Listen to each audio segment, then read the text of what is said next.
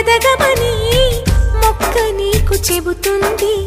ఎదిగిన కొద్దీ ఒదగమని అర్థమందులో ఉంది. అపజయాలు కలిగిన చోటే గెలుపు పిలుపు వినిపిస్తుంది. ఆకులన్నీ రాలిన చోటే కొత్త చిగురు కనిపిస్తుంది. మౌనంగానే ఎదగమని మొక్క నీకు చెబుతుంది.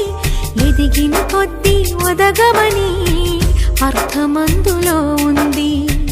అపజయాలు కలిగిన చోటే గెలుపు పిలుపు వినిపిస్తుంది.